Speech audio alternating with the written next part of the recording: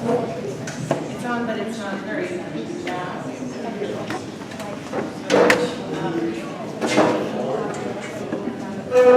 turn it up. Yeah, Laura knows what to do. Not very. She's on her way. I have a name, but I look good.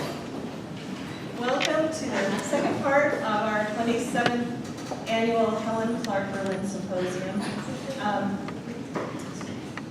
I want to remind everyone that this evening you should come back for the screening of Film for Real. We'll be doing an intro to the film and then post a Q&A afterwards. And that begins at 7 o'clock, doors open at 6:30. So please come for that. Do not miss that. And then tomorrow, is this loud enough for everyone, or do we need more volume? Is that good? Okay. And tomorrow is our panel discussion with everybody participating, and Sarah will be moderating that panel. So do plan to come back tomorrow at 2 o'clock for the culminating event of the symposium. And to introduce our speaker, I would like to introduce Professor Laura Gray Street, Associate Professor of English here at Randolph College. Thank you.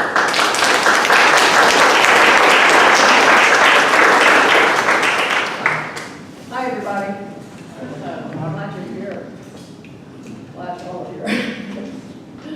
I want to thank Lee for a fantastic talk this morning. It was really very beautiful.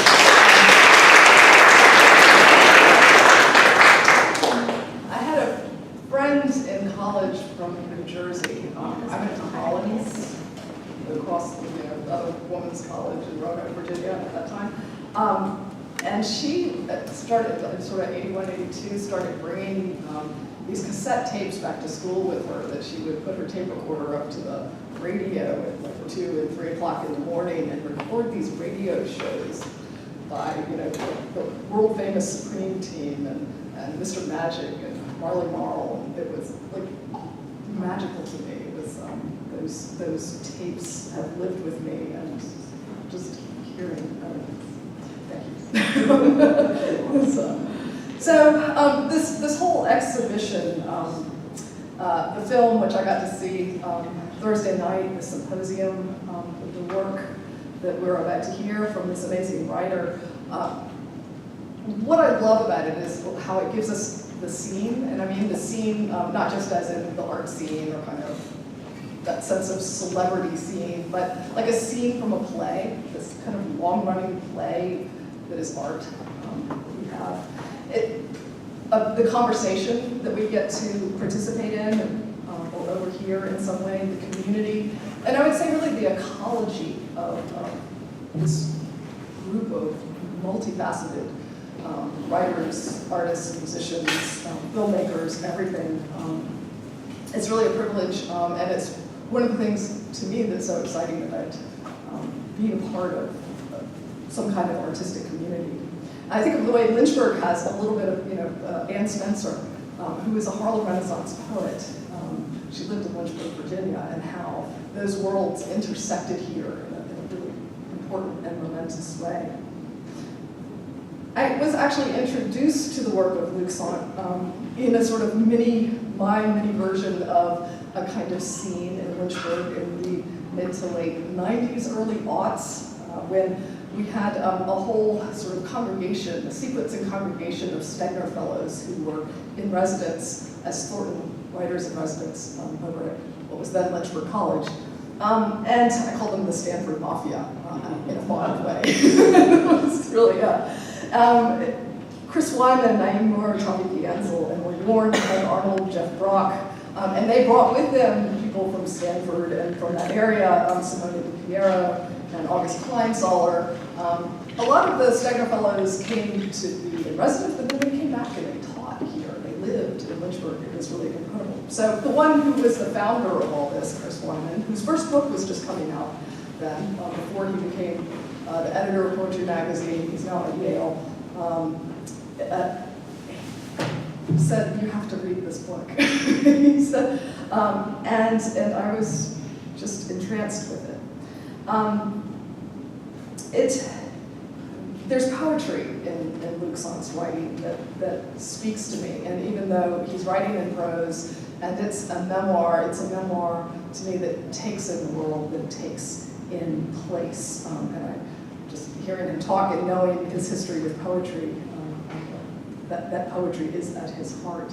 So at a time when my poetic I, as in first person I, seemed impoverished, kind of induced claustrophobia in me. This book, The Factory of Facts, had a thinginess, a worldness, a sense of history, and of literary history that just opened doors for me. And it was literary history that was also personal, genealogical. So I'm really pleased to be here to introduce Luc Sante and to have a chance to meet him at this point.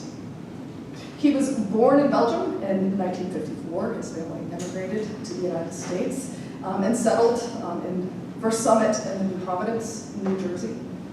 He attended Columbia University, where he studied with the poet Kenneth Koch. And his books include Low Life, Evidence, The Factory of Facts, Kill All Your Darlings, and the Other Parts, among others. He's been a frequent contributor to the New York Review of Books and many other publications, Harper's, Granta, Village Voice, New York Times Magazine, et cetera, et cetera. He's won a Whiting Award, an award in literature from the American Academy of Arts and Letters. He's won a Grammy for album notes. He does a lot of work with photography, so he has an Affinity Award in writing from the International Center of Photography. He's won Guggenheim and Cullman Fellowships. He teaches at Bard. He teaches writing and the history of photography. Yesterday in the master class with students, he described himself as finding himself sitting awkwardly in the house of literature because, starting with poetry and writing novels, but was having all this journalism and all these different facets and genres going on, which I liked that, and as he was describing it, he was pointing in all these different directions, and I couldn't help but think of a compass. And so I would say that his writing more encompasses the house of literature and places us in it and shows us the wide expanse of it. So please join me in welcoming Luc Sante.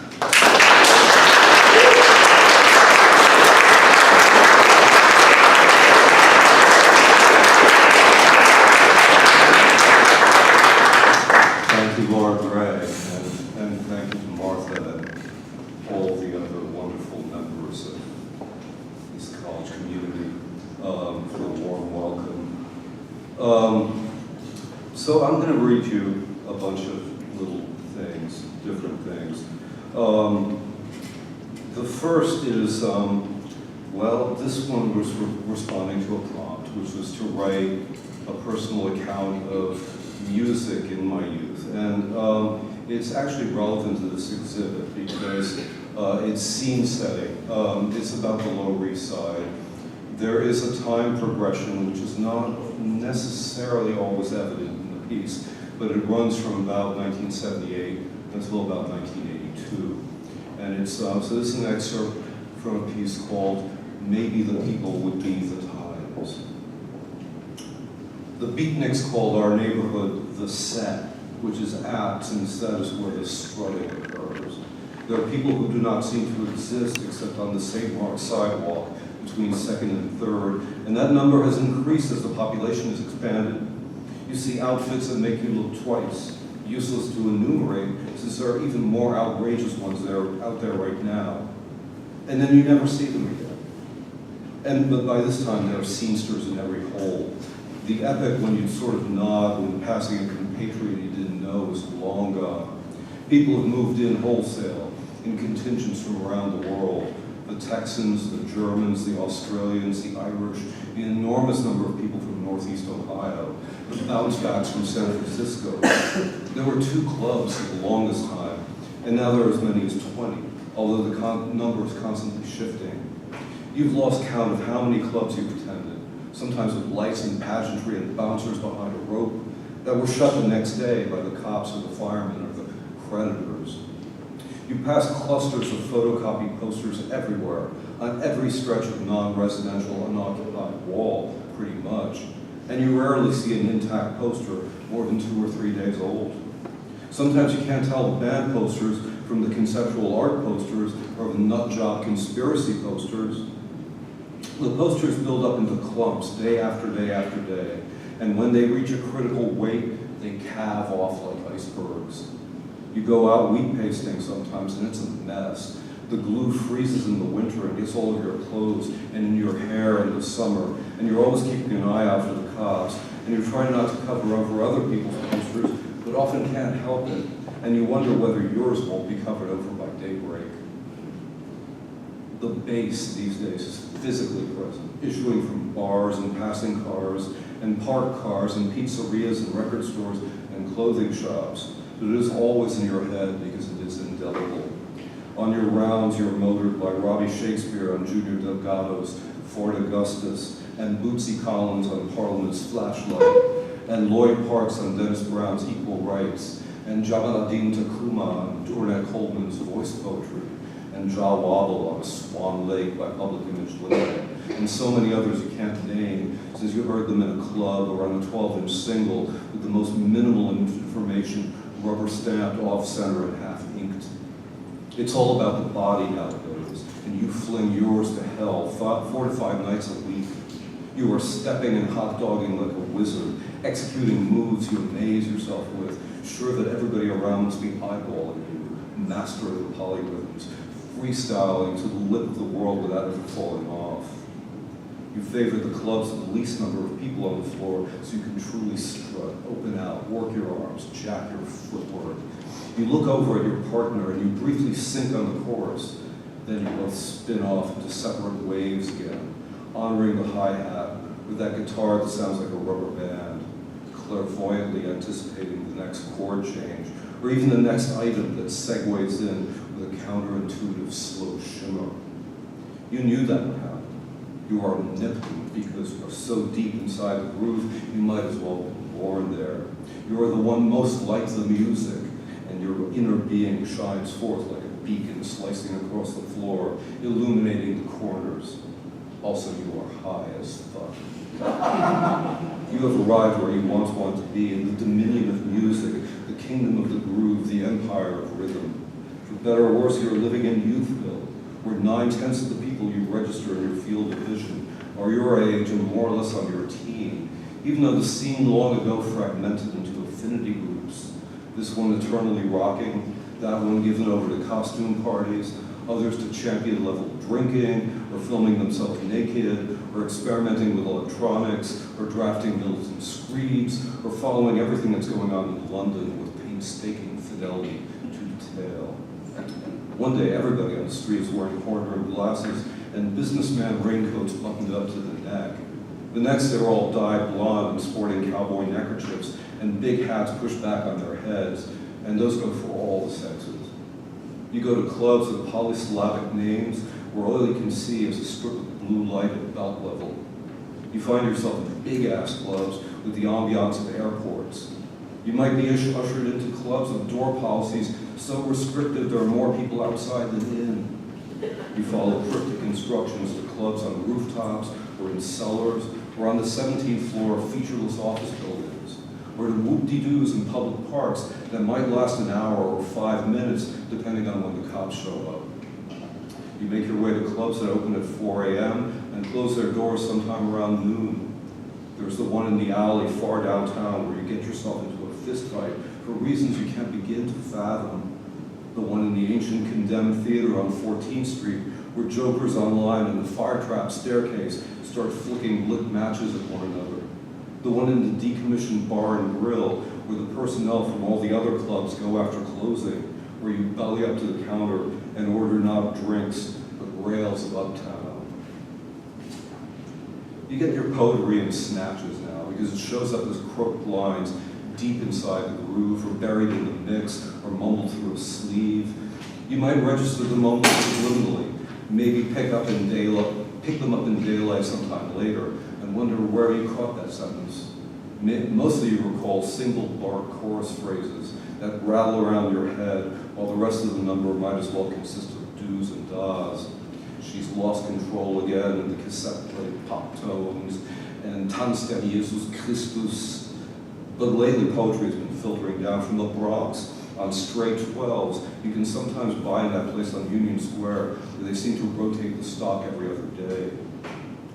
I was spanking and freaking in a disco place, says Spoonie G, who is the smooth talker, the midnight stalker, the image of the man they called a J.D. Walker, bouncing to the Patty Duke rhythm as it shuffles from side to side, his voice track intermittently so flanged it hurts your ears, and that phrase takes on a power and significance you can't account for, except by reference to its reminiscent tone, somehow a harbinger of how all this will one day fade into sepia, since golden lads and girls all must, as chimney sweepers, come to dust. But that won't come anytime soon, since you are young and have been young all your life, and live in the land of the young, and have made no arrangements to ever be anything but young. But as fate would have it, forces are even now making arrangements for you, since you and everybody else you know have been steadily increasing your consumption of substances, primarily powders. There was a time when these showed up rarely, then irregularly, in the pocket of some cosmopolitan friend, or the pages of a book marked mail from Thailand, or purchased from a dapper gent who also traded in vintage men's shoes, or paid his commission by an acquaintance who wanted to use your kitchen table as a place to tap a vein. But lately you've surprised yourself outside a slot in a door in some room a couple of blocks over in the empty quarter, and handing over cash in exchange for bags. You tell yourself you'll never be one of those people who stand for hours in the rain being toyed with by the lookouts, shuffled from one side of the street to the other, made to show track marks at the base of the steps, suffered having the slot slapped shut definitively, just as you are finally stepping up to it. You like boy the best because it unties every knot in your nerves and fills you with a glow you carry for every occasion, making you the nonpareil you think you are on the dance floor. But your friends all seem to have unaccountable piles of girl lying around, and you cannot in good conscience refuse hospitality, so you inhale line after line, even if it makes you kind of jangly and causes every cigarette to burn up in 3 seconds. I'm a dynamite, says Dillinger confidently, so all you got to do is hold me tight because I'm out of sight. I got cocaine running around my brain. He also informs us that a knife, a fork, a bottle, and a cork is the way we spell New York, and that sounds about right.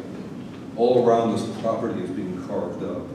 The unlucky are being turned out of their homes on technicalities. Storefronts are being unboarded so people can sell trinkets to inquisitive tourists. Clubs are catering only to the slim and the rich, or have ballooned into funfair malls with 3 stages and 8 dance floors and 16 bars and VIP rooms inside VIP rooms. What was formerly given up to the street for common scavenging is now being put up for sale in flattened cardboard boxes on the sidewalk. People are flooding into the set just to gape. People are paying money to sleep in closets and backyard sheds and doctors' examining rooms. People are selling t-shirts advertising the neighborhood, or bands that have already broken up, or telling one and all to go fuck themselves. Suddenly cops appear on foot patrol in select areas. Suddenly beggars are fighting for turf. Suddenly beggars have gimmicks. The weird returning pro. The pros are moving to more discreet zip codes. We realize we're absolutely unprepared for any of this, which as far as we know was brought about by the music. We thought the music would change the world, and we were correct, except in the matter of specifics. You check out the people on the street and note the year when they stopped. This one with the death's head ripped was 1973. That one in the Perfecto jacket, 1977. Her friend in the vinyl t-shirt, 1979. Those people looking like drunken ballroom dancers on an ocean liner, 1980. And that's when you realize you have a year written on your own forehead, and it's not the one that tops the current calendar. You have aged out of the struggle just in time for the struggle to be done with you. You will never again inhabit the great now. Only a small and fragile instant that flips over every time you blink. Music will keep happening, and you might like some of it, or even a lot of it, but it will no longer be yours. You will never be a star if you have failed to achieve that goal by now. All you can do is head to the dance floor in the burning disco where chic is playing on an endless loop. These, the singers assure you again and again, are the good times.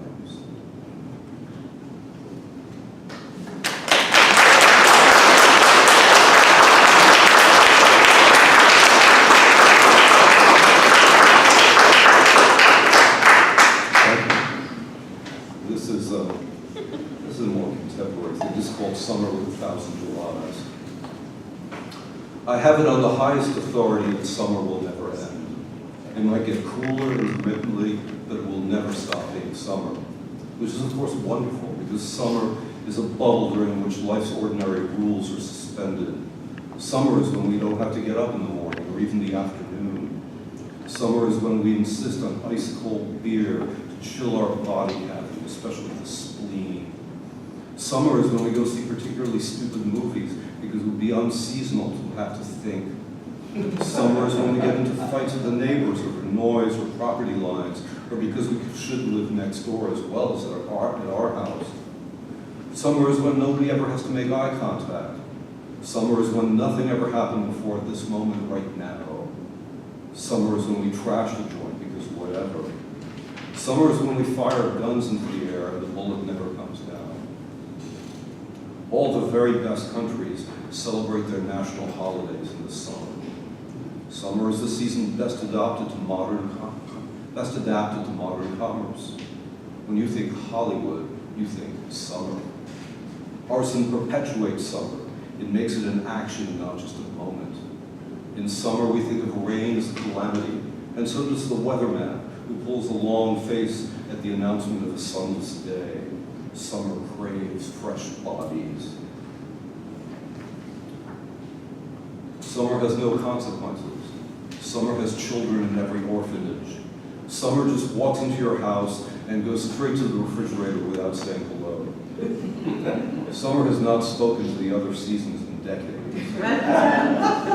Summer cannot get served because it abjures shirts and shoes. There are open warrants out on summer. But summer, however phlegmatic, dominates. There's no arguing or reasoning with summer. If you try to, summer just belches and everybody laughs. Summer doesn't need money because it has yours. Summer lies over the land like syrup on an anthill. Summer wears your body like a shroud. Summer suddenly lashes out when everything is quiet. It pretends to retreat and then lashes out again. Summer knows your weaknesses, your blind spots, your unacknowledged biases, your unspoken shame. Summer drips down on you in irregular dobs from some spot you can't make out. Summer pretends to love you, but then burns you and runs. Your mind goes tilt whenever you try to think about summer for more than a minute. You try to tell people the truth about summer, but no one believes you, and even you start to think you're to blame. Summer wasn't always like this. It had a decent upbringing, a reasonable education.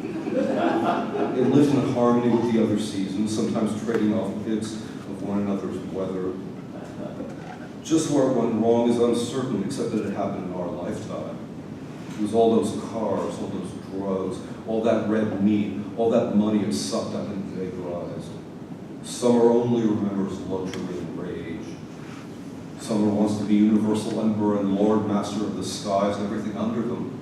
It has no real idea of what any of this entails, but that doesn't matter. It will not stop until it gets every inch of its way. And since that is impossible, it will never stop. Summer will destroy all our coastlines and our fields and our cities, and when called to account for itself, summer will just belch. Summer is mindless. Summer is nothing but fun. Everybody loves summer.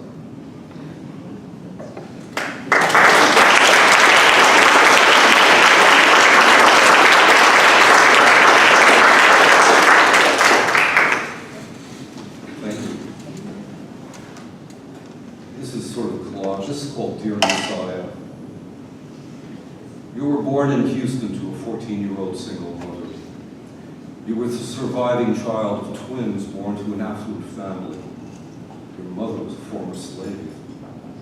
A sensitive and sickly child, vague and dreamy, you were often taken to be mentally retarded and were beaten regularly at school by your teachers and at home by your father. You began experiencing fainting spells at age 9, and people took your sleepwalking as evidence of secret powers. You underwent what was interchangeably described as the benediction, the immensity, the sacredness, the vastness, and most often, the otherness. Beginning in your youth, you were uncomfortable with sexuality, especially your own. After service in the Red Army, you settled in Minnesinsk. You were convicted of practicing pharmacy without a license and fined 200,000 yen. On August 28, 1974, you were arrested in Harlingen, Texas for stealing credit cards. You took over the identity of your deceased predecessor and in so doing, completely erased your own. You had a son named Imperator. You had 4 children, Osiris, Isis, Iris, Hypatia. You asserted that your marriage was never physically consummated. You asserted that though you lay naked with virgins, when the virgin asked you for sex, you refused. You spent your days wandering the streets of Council Bluffs, wearing a long white robe, and became a local oddity. You exhibited a 666 tattoo on your forearm. Witnesses stated that you had nail marks in your hands. You gained notoriety for the many Rolls Royces bought for your use, eventually numbering 93. Your status as a rock singer was very localized. Your speech was often peppered with words of your own invention, such as physicalating and tangibilated. Robed in white, you stood behind the curtain, and the light brought out in full relief the gilt letters of the Tetragrammaton, which you had placed upon your breast. In the estimated presence of 1 to 500 people, you announced the end of the world and ordered the extermination of 16 enemy families. You claimed that you could slay 10,000 men by hitting your left hand with your right. You wrote a book which you said was dictated to you by angels. You dictated 3 books under the influence of nitrous oxide administered to you by your private dentist. You inscribed messianic formulas on your hands and corrected Isaiah 45:1 to include yourself. You wrote your beliefs on a piece of paper and had it read aloud, but due to clamor among the people, it could not be heard. The prophet Elijah appeared to you in a dream and led you to a beautiful garden where you saw the pious of all ages in the form of birds flying through the garden and studying the Mishnah. You claim to have led a convoy of rocket ships to Earth from the extinct planet Neophrates. You taught that dissatisfaction and evil among blacks caused a major explosion to happen on Earth 66 trillion years ago, creating the current moon that orbits the planet. You threatened to drive the Christians into the sea, and you launched a major military offensive with your 1,500 dervishes equipped with 20 modern rifles. You declared the founding of the heavenly kingdom of transcendent peace on January 11, 1851. The total volume of your works is more than 70 times the size of the Quran and more than 15 times the size of the Old and New Testaments of the Bible. You changed granite into sugar candy, changed water into gasoline, produced objects on demand, changed the color of your gown while wearing it, multiplied food, healed acute and chronic diseases, appeared in visions and dreams, made different fruits appear on actual stems on any tree, controlled the weather, physically transformed into various deities, and physically emanated brilliant light. You will lead the 10 lost tribes back to the Holy Land while riding on a lion with a 7-headed dragon in its jaws. Your face will be visible on the moon, the sun, and the black stone in Mecca. After your judgment, you will throw the corrupt into the fire. The kingdom of heaven began to collapse in 1880, when both your children died of diphtheria. The departure of your disciples weakened, demoralized, and angered you. And it was at this juncture that you composed your most famous poem, The Tree of Bad Counsel. Followed by your disciples, you rode a donkey to the edge of the bluffs, whereupon you leaped off the edge. In 1706, you were killed by your nephew during a discussion about money matters. You died in Chatsworth, California on December 10, 1958, in a suicide bombing instigated by two disgruntled former followers. In June 1934, you left Detroit for Chicago and disappeared without a trace. Your remaining disciples tore your bloody shirt from your body and divided it up for relics. Your remains were dumped outside the gates of the town to be eaten by animals. You were said to have descended from the higher planes and manifested a physical body in early 1977 in the Himalayas. Then, on July 19, 1977, to have taken a commercial airline flight from Pakistan to England.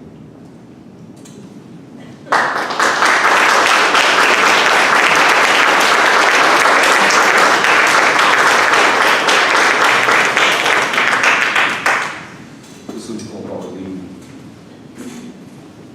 Let Me Play You Arlene by General Echo, a 7-inch 45 on the Techniques label, produced by Winston Riley, a #1 hit in Jamaica in the autumn of 1979. Arlene is in the Stalag 17 read-in, a slow, heavy, insinuating track that is nearly all bass. The drums do little more than bracket and punctuate, and the original's brass section color has been entirely omitted in this version. I'm not really sure what Echo is saying. It sounds like Arlene wants to dream with a dream within a dream. Whether or not those were his actual words, it is the immediate sense. The redeem is at once liquid and halting, as if we were moving through a dark room filled with hanging draperies, incense and ganja smoke, sluggish and nearly impenetrable air. The bass walks and hurdles. Echo's delivery is mostly talk-over, with just a bit of sing-song at the end of the verse. It is suggestive, seductive, hypnotic, light-footed, veiling questionable designs into a scrim of innocence, or else addled, talking shit in a daze as a result of an injury. My gal Arlene, she loved whipped cream. Every time I checked her, she cooked sardine. General Echo, whose real name was Errol Robinson, was prominent in the rise of slackness, the sexually explicit reggae style that began to eclipse the Rastafarian cultural style in the late 1970s. His songs include Bathroom Sex and I Love to Set Young Crotches on Fire, as well as Drunken Master, International Year of the Child. He had his first hit in 1977, put out 3 albums and a substantial number of singles, an indeterminate number because of the chaos and profusion of Jamaican releases then as now. Along with 2 other members of his sound system, he was shot dead on the street by Kingston police in 1980. No one seems to know why. I bought the record at the time it was on the Jamaican charts from some punk store in Lower Manhattan. I first heard it at Isaiah's, a dance club that materialized every Thursday night in the fourth-floor loft on Broadway between Bleecker and Bond. This was a few years before the enormous wave of Jamaican immigration to the United States, which was mainly a phenomenon of the later 80s and a result of the kind of violence that killed General Echo. Nevertheless, the club regulars were more than half Jamaicans and transplants, nearly all of them men. The walls were lined with impassive types wearing 3-piece suits in shades of cream and tan, with broad-brimmed, high-crowned felt hats that looked at once Navajo and Hasidic with their locks gathered up inside. They danced as if they didn't want to dance but couldn't entirely contain themselves. The merest suggestion of movement, a shoulder here, a hip there. It was hard not to feel judged by this lineup. I kept ratcheting down the enthusiasm level of my dancing. But they didn't even see me. Whatever else might have been going on in their lives, they were, in immemorial fashion, bachelors of the dance. And this gave the club a taste of the Grange Hall. Sometimes I went there with a girlfriend, sometimes with a group of people. We smoked weed and drank Red Stripe, and sometimes inhaled poppers, which would lend you huge, brief bursts of euphoric energy, and then foreclose, leaving you in a puddle. I hardly ever made it to the 4 a.m. closing because the next day I had to work, and 4 hours sleep made me feel sick. As a result, I missed all the incidents involving guns, which invariably occurred at the end of the night. The club would have to shut down for weeks or months at a time. It was anyway unclear what went on in the loft the other 6 days, nights and 7 days. Maybe people lived there. Eventually, the owners installed a metal detector, the first one I ever encountered, little suspecting they would one day be ubiquitous. We went there for the bass and the trance state resulting from hours of dancing to rhythm that stretched on forever. The groove, a fabric of stacked beats, fractally splitting into halves of halves of halves of halves. A tree that spread its branches through the body, setting the governor-beaten torso and shaking its tributaries outward and down through shoulders, elbows, hips, knees, feet, so that you couldn't stop except when you collapsed. Most often I went there with E, who danced like a whip, and who could keep on well past my exhaustion limit. And because I needed her, I did so too. Dancing was our chief mode of communication, an intimacy like two people sleeping together in different dreams, our bodies carrying on a conversation while our minds were in eidetic twilight. Neither of us really trusted language with each other, so we found this medium of exchange that trumped it, precluding silence and misunderstanding. She had a small body whose axis was set on powerful hips with an engine's torque, while above the waist she was all blues and flames, belle minus a captive belle. So the sum of her was exactly like the music, the massive horsepower of the bass below, and the delicate broken crystal guitar and plaintive childlike melodica above. We lived in that place called youth, where everything is terribly, punishingly vital, day by day, and at the same time tentative and approximate and subject to preemptive revision. We broke up and got back together again and again. We lived together, or we lived at opposite ends of the island. Then she moved west and didn't come back, and I went out there, but elected not to stay. Then her body betrayed her. She became allergic first to television, then to television when it was turned off, then to inactive televisions downstairs or next door, then to recently manufactured objects, then to so many various and apparently random stimuli, she became her own book of Leviticus. Then her muscles gave way and she couldn't dance, then couldn't walk, then couldn't speak, and in the end became just a head attached by a string to a useless doll's body before she stopped being able to swallow and soon after to breathe.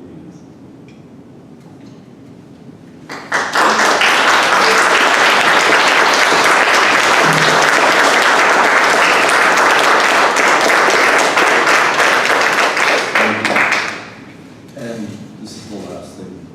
This is called, this was written for a prompt. This was, I was invited to this conference, this is about 20 years ago. I was invited to a conference that was run by these architects and urban planners and stuff. And they invited everybody to imagine themselves as kind of an actor in the city. You know, choose your role. You could be an urban planner, or you could be an architect. Right? What? I decided, well, I'm going to be a corpse. So it's the unknown soldier. The last thing I saw was a hallway ceiling, 4 feet wide, finished along its edges with a plaster molding that looked like a long row of small fish, each trying to swallow the one ahead of it. The last thing I saw was a crack of yellow sky between buildings, partly obscured by a line of washing.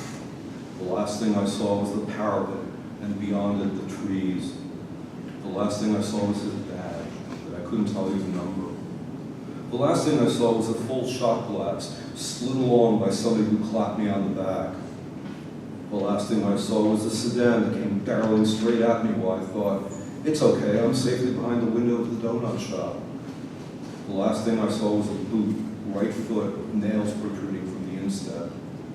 The last thing I saw was a turd. The last thing I saw was a cowl. The last thing I saw was a knife. I lost my balance crossing Broadway and was trampled by a team of brewery horses. I was winching myself up the side of a 6-story house on a board platform with a load of nails for the cornice when the weak part of the rope hit the pulley sideways and got sheared. I lost my way in snowdrifts half a block from my flat. I drank a bottle of carbolic acid, not really knowing whether I meant to or not. I got very cold and coughed and forgot things. I went out to a yard to try and give birth in secret, but something happened. I met a policeman who mistook me for somebody else. I was drunk on my birthday and I fell off the dock trying to grab a gold piece that looked like it was floating. I was hanged in the courtyard of the Tombs before a cheering crowd and people clogging the rooftops of buildings all around. But I still say that rascal had it coming to him. I stole a loaf of bread and started eating it as I ran down the street, but there was a wad of raw dough in the middle and got caught in my throat. I was supposed to get up early that morning, but I couldn't move. I heard a sort of whistling sound above my head as I was passing by the post office, and that's all I know. I was hustling a customer who looked like a real swell, but when we got upstairs, he pulled out a razor. I owed a lot of rent and was put out, and that night curled up in somebody else's doorway, and he came home in a bad mood. I was bitten by that black dog that used to hang around, and I forgot about it for 6 months or so. I ate some oysters I dug up myself. I took a shot at the big guy, but the hammer got stuck. It felt very hot and shaky and strange, and everybody in the shop was looking at me, and I kept trying to tell them I'd be all right in a minute, but I just couldn't get it out. I never woke up as the fumes snaked into my room. I stood yelling as he stabbed me again and again. I picked up a passenger who braced me in the middle of Broadway and made me turn off. I shot up the bag as soon as I got home, but I think it smelled funny when I cooked it. I was asleep in the park when these kids came by. I crawled out the window and felt sick looking down, so I just threw myself out and looked up as I fell.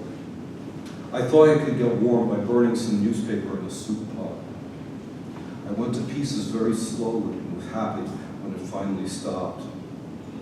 I thought the train was going way too fast, but I kept on reading. I let this guy pick me up at a party, and sometime later we went off in his car.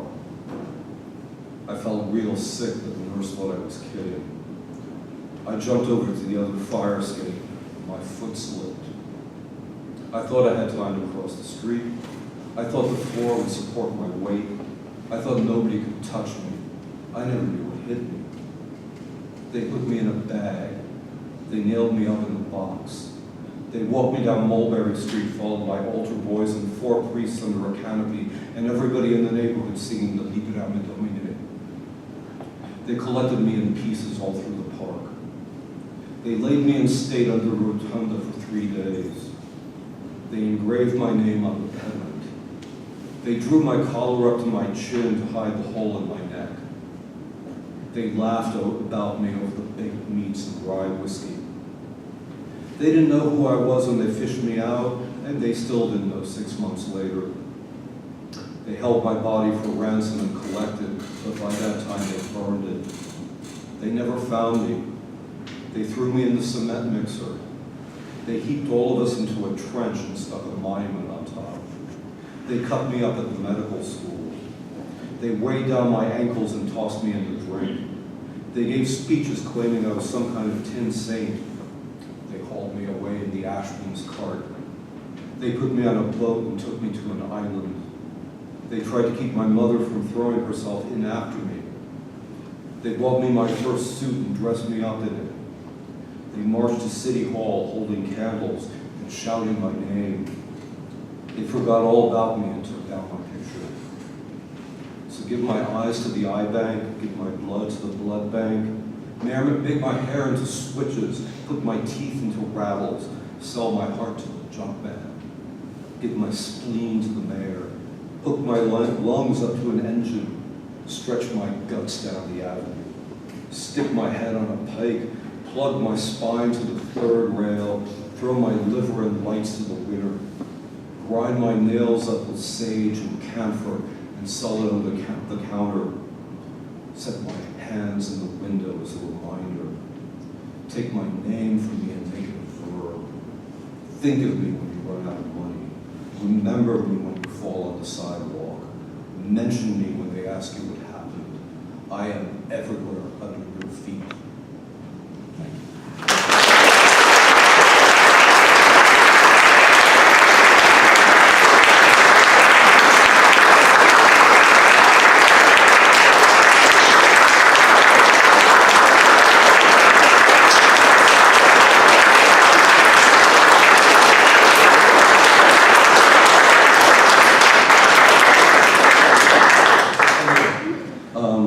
I'm willing to take questions if anybody has any.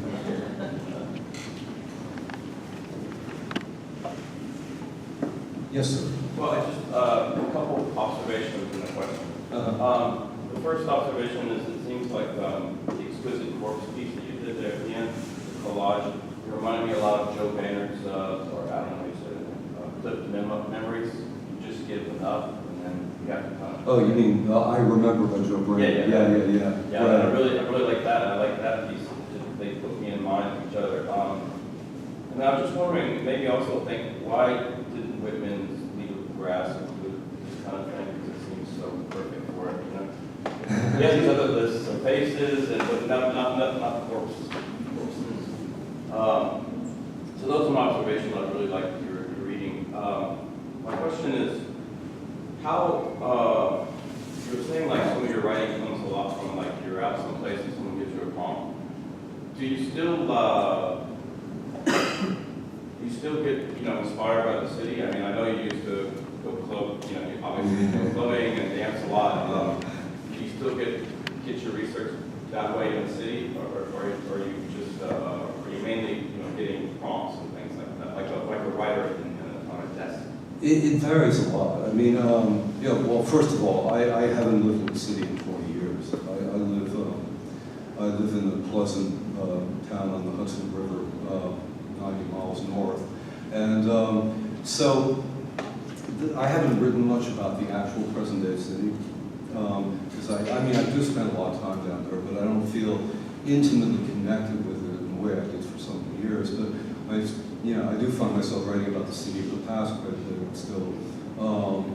In fact, that first piece I read about the music, that was written last year. But there is something to be said. I mean, one thing that I really miss about not living in the city anymore is that going down into the subway and the train arrives and suddenly it feels like every voice in the universe is present in the roar of the engine, and you just have to pick out the right sentences from it. I miss that. There's no equivalent. But on the other hand, I'm learning to appreciate silence. And silence means a great deal to me now. Thank you.